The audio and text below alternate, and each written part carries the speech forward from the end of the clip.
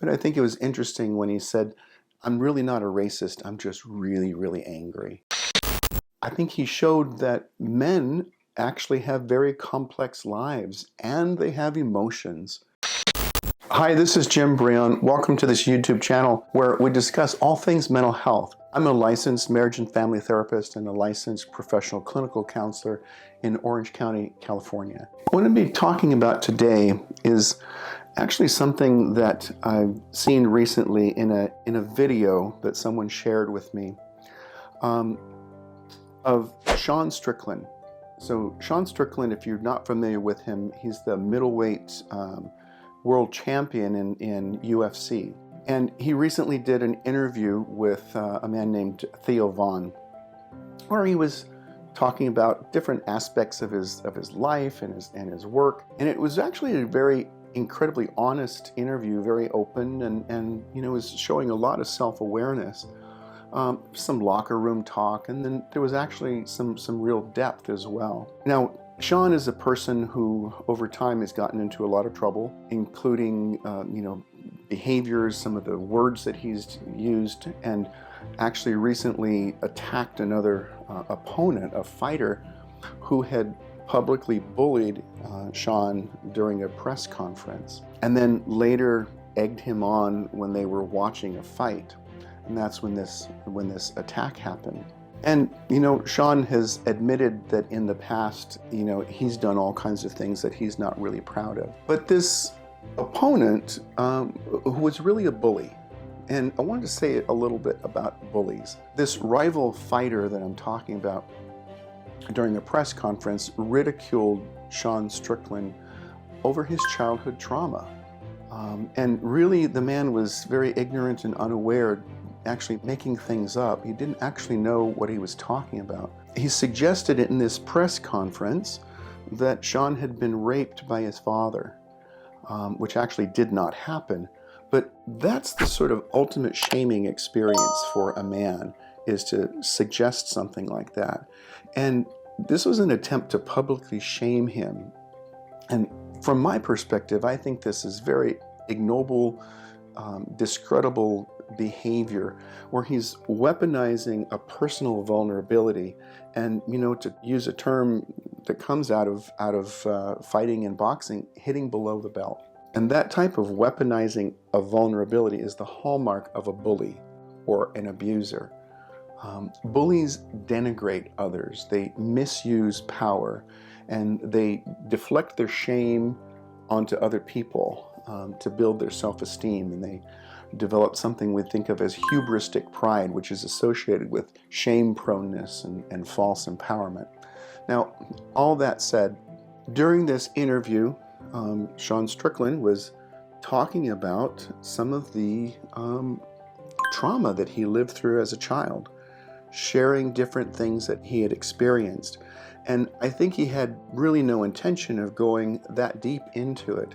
But what happened was he became overwhelmed when he was talking about this, and talked about some of the effects of the childhood trauma that he's experienced. When people suffer childhood trauma, they experience anxiety, hypervigilance, meaning they're totally on alert all the time.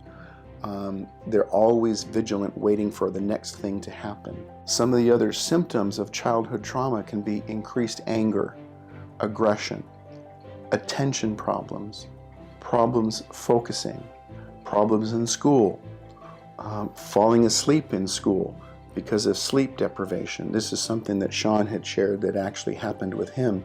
And then, when his teacher saw him falling asleep on his desk, she made him stand up so he couldn't fall asleep on the desk, and he ended up sleeping on the floor. This is something that's very typical of kids that live through trauma. They experience irritability, sadness. They often have somatic complaints or physical complaints, stomach aches, headaches. They suffer depression, and in some cases, they'll actually start to lose touch with reality. They start to depersonalize or experience derealization. They can seem detached or numb and have constant worries about death.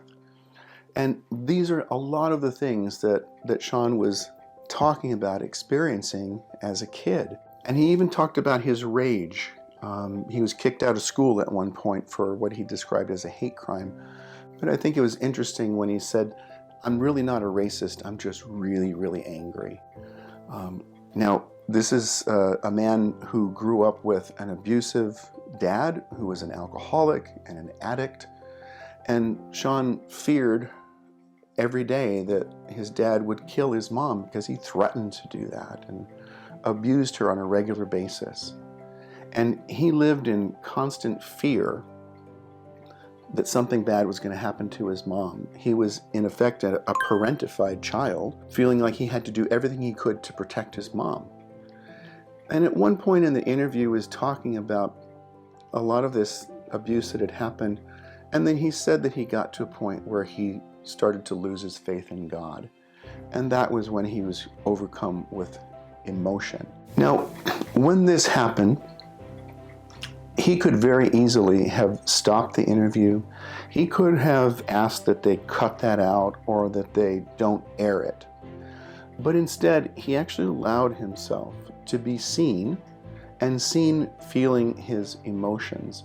And it was a very brief part of the interview, but you could see that he was struggling emotionally. And I think it's actually very important that he allowed this to be seen.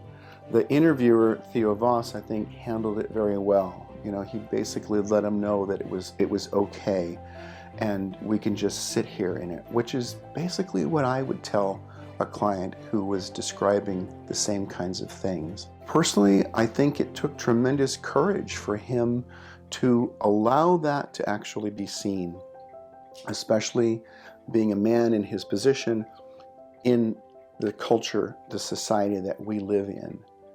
I don't think he had any idea at the time, but I think he actually helped a lot of people by allowing that to air.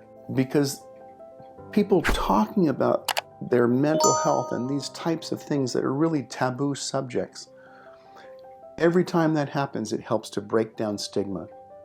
And for somebody to have the courage to actually be seen and not hide their reality, I think takes a lot of courage. I think he showed that men actually have very complex lives and they have emotions, complex emotions.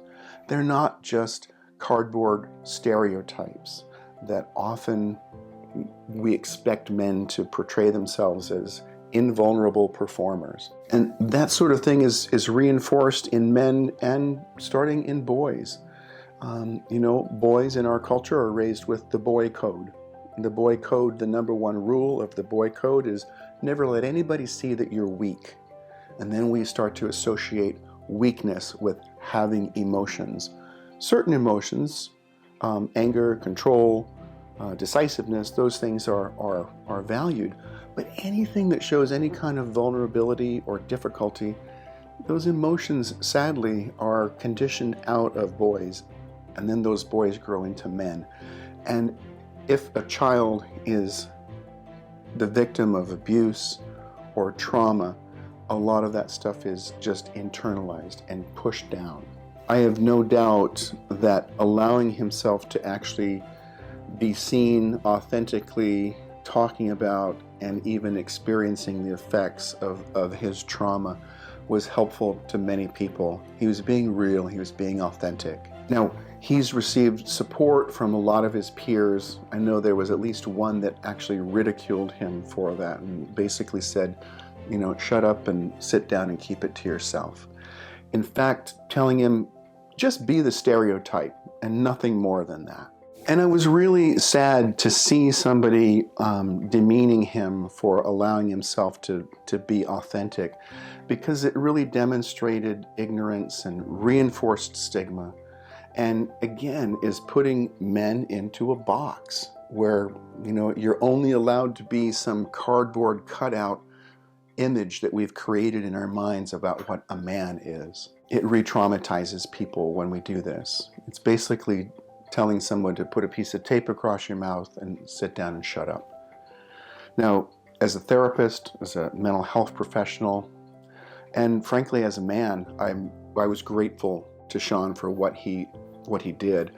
I work with a lot of men suffering from childhood trauma and help them in their process of trying to recover, to cope, including coping with their own internalized shame, which often doesn't belong to them in the first place. The more people can openly talk about mental health and pathways to recovery, the more it helps to break down stigma. And particularly every time that I hear a man who has the courage to do that, I feel a little bit more hopeful that we can actually break through walls of ignorance and stigma. I think coercing anyone to shut up and keep it to yourself simply reinforces ignorance, stigma, and shame. It re-traumatizes people, and it limits the growth and maturity of culture and society and perpetuates emotional abuse. I'm curious what your thoughts are, and I welcome you to leave comments and create a conversation. I hope the videos are helpful, and if so, I encourage you to like and subscribe, sign up for notifications so we can let you know when more material is coming out. Until then, take care of yourself and take care of each other.